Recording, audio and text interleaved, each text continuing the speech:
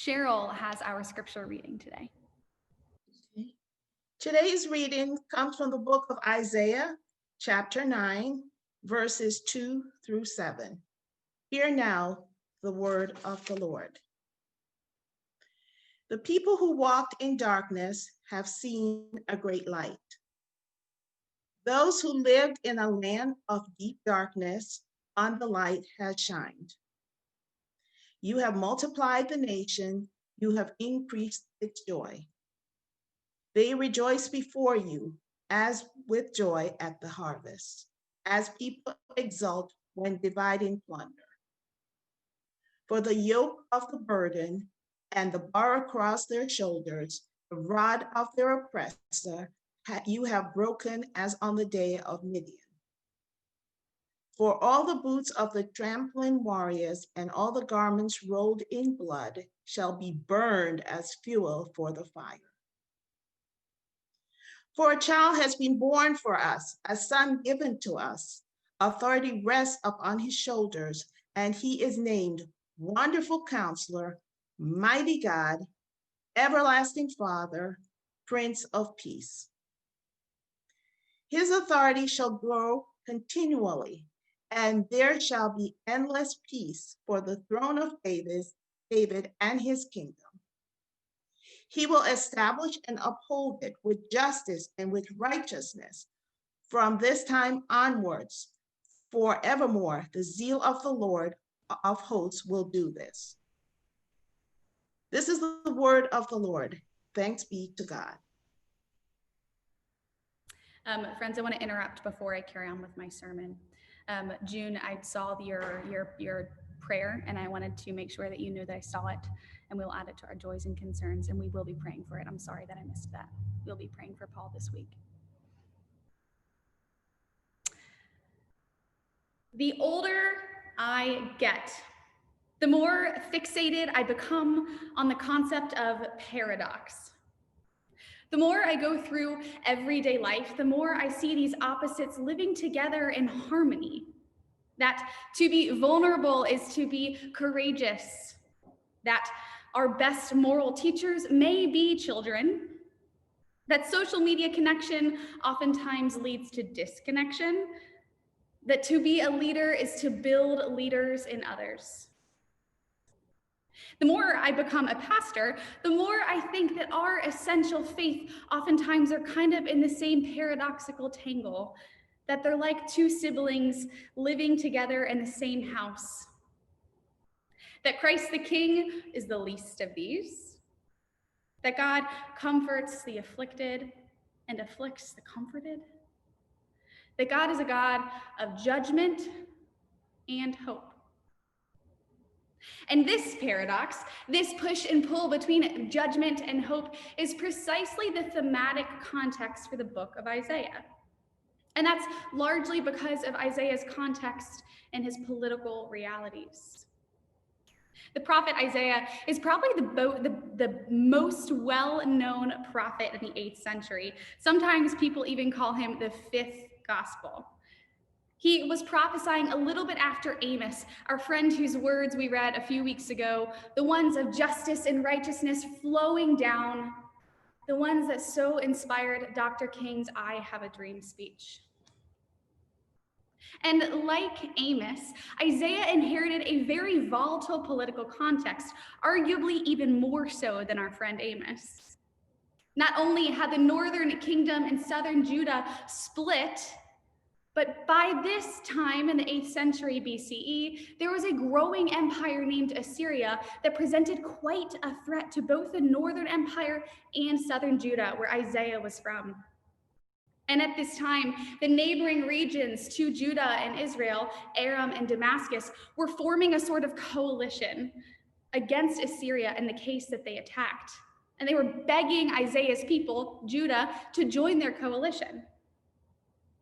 Now, the book of Isaiah is oftentimes broken up into two sections, chapters 1 through 39 and chapters 40 through 66, oftentimes called 1st and 2nd Isaiah, respectively.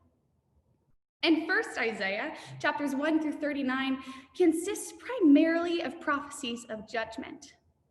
Isaiah is saying over and over to the people of God who have a covenant with God that God is going to cut them down, that God is going to use this growing empire of Assyria to destroy them for their sins.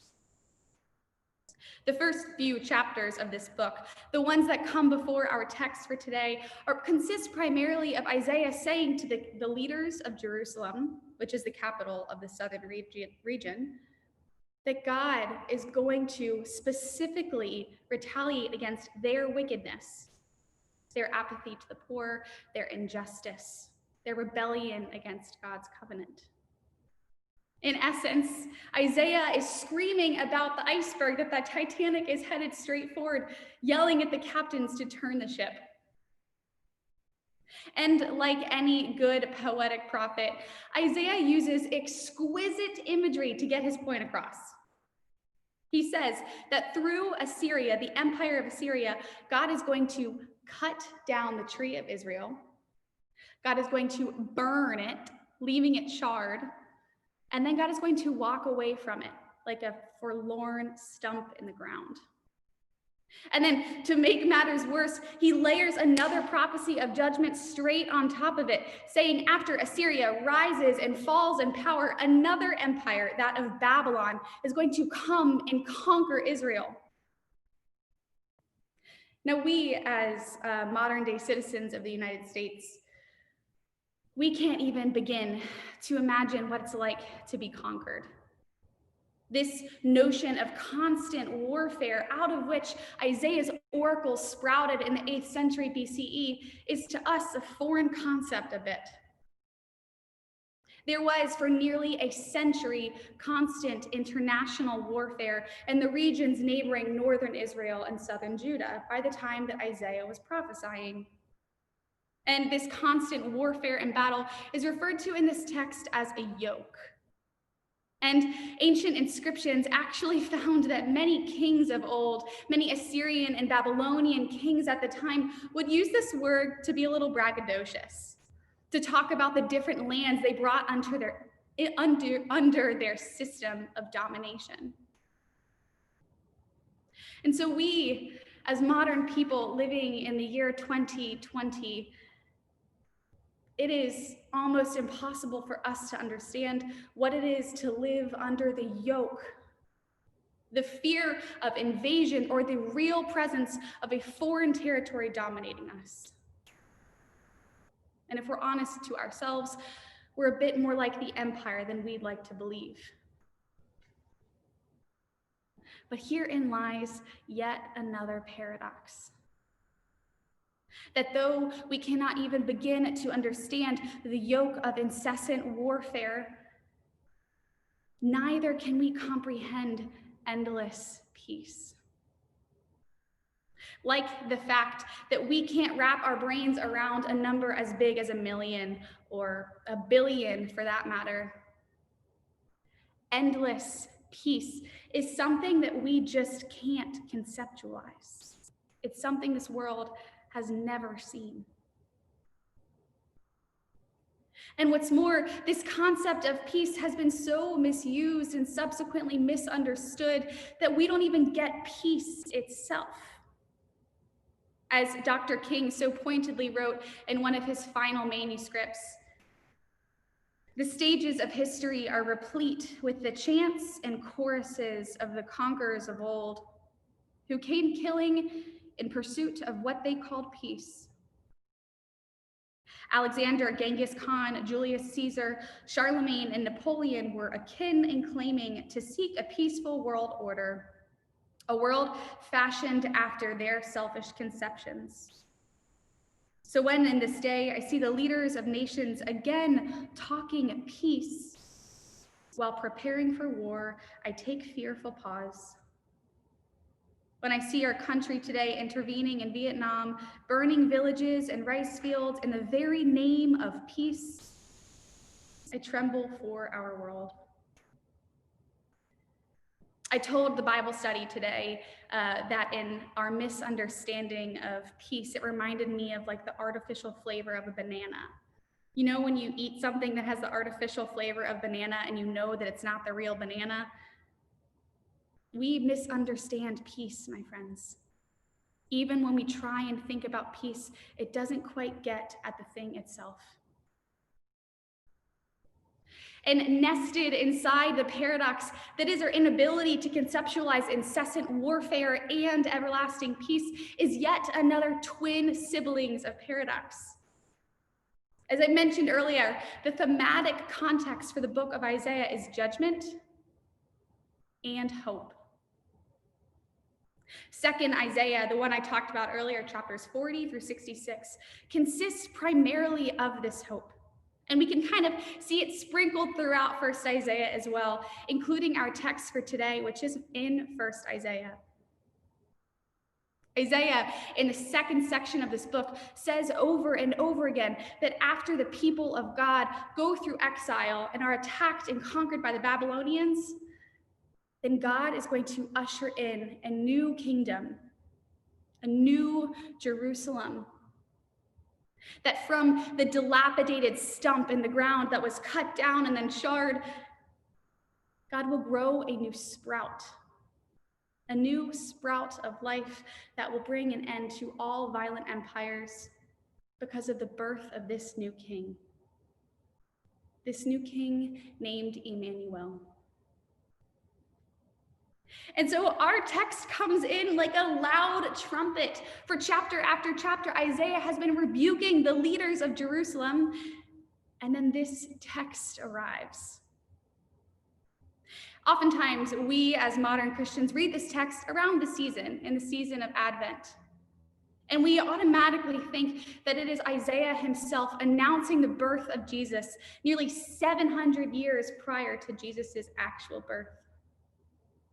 But before we do that, let's allow this text to stand for itself, just as it did in the 8th century BCE when it was originally recorded. It's likely that this text actually announced the birth of a new prince, the birth of a boy who would one day be king, and the people of God hoped would be the King Emmanuel, would be the Prince of Peace.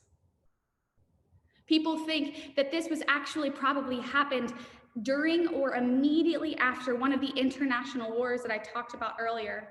Kind of like how a really good documentarian would record a royal messenger scurrying out of a palace into the people with a sort of like mass gender reveal party saying, "It's a boy." And what's that? It's our Prince of Peace, the one who has come to put an end to all of the incessant warfare that we have been experiencing. And herein lies arguably my favorite paradox. That this text can simultaneously not have been about Jesus, and yet it absolutely still can be. That though this text may have at some point in history served a different purpose, it can still be our rallying cry as we gather together in our homes and prepare for Christ's birth in 4 weeks. That this library of ancient scriptures that we call the Bible is so vast and the Holy Spirit so alive that this can be about our Messiah too. And what's more, that we can hear our call as the church in it loud and clear 2,700 years after it was originally recorded. Now, if y'all are keeping up with me, as I mentioned earlier, today is the day of hope. And so you may be wondering why I'm talking so much about peace. And my answer is simply this: I know no hope that does not point to something. We put our hope in politicians to enact certain realities. We put our hope in friends and family and loved ones to bring about community and wellness. And today, in this text, we put our hope in King Emmanuel, who will bring about endless peace. The document that I briefly spoke on earlier, the one by Dr. King, concludes with Dr. King saying this: "Before it is too late, we must narrow the gaping chasm between our proclamations of peace and our lowly deeds which precipitate and perpetuate war.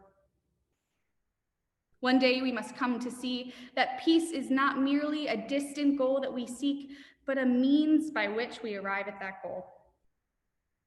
We must pursue peaceful ends through peaceful means, and not a negative peace, which is the absence of tension. We aim for a positive peace, the presence of justice through peaceful means, through nonviolent direct action. As a people, as a church, as a congregation whose king is one of endless peace. Friends, we are called to be peacemakers. We are called to make peace where there is none, and not a negative peace, which is the absence of tension or the maintaining of the status quo, but a positive peace, a peace of justice, right relationships, and harmony. Sometimes I fear that we think that peacemakers are only those with large platforms, the politicians, the Dr. Kings, the people leading movements. But friends, the project of making peace is so large, we are all called to be agents. We are on a not so secret mission of enacting God's kingdom of endless peace here and now, in our hospitals and our schools, in our churches and our communities, in our families and in our friend groups. The project of peace needs us all in its many paradoxical forms. Friends, you can make peace by apologizing. And you can make peace by advocating for yourself and what you need. You can make peace by listening to and believing the stories of racial discrimination. And you can make peace by staying in relationships and loving those whose view of justice is different than yours. You can make peace by creating a family system that is rooted in a culture of courageous vulnerability. And you can make peace by knowing that you are beloved and enough and complete as a single person. You can make peace by joining a movement. And you can make peace by giving up your seat at the table for somebody who's never been. You can make peace by lamenting all of the things in the world that are not right and holy. And you can make peace by practicing gratitude for what you have. There's an Indigenous theologian whose work I really love. I've mentioned him before from the pulpit. His name is Dr. Randy Woodley, and he writes on shalom, which is the Hebrew word for peace. His stuff is just amazing, by the way. Definitely check it out. Oh, I put it in the order of worship. Okay. He writes about Indigenous practices, Native American practices that hit at the heart of peace and making peace. And one thing that he shows time and time again through different customs and rituals, celebrations and stories is that gratitude is a way through which Native peoples make peace within themselves and make peace in the world. He actually includes an excerpt from an email that he just got telling him to remember to prepare for this thing called the Green Corn Dance.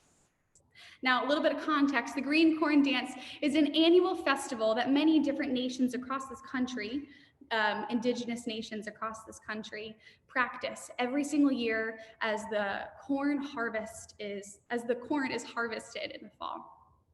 And during this celebration, there are formal addresses that are given, prayers that are done, ceremonies that are routinely practiced. But here's the best part. Like I said earlier, the event isn't just the event.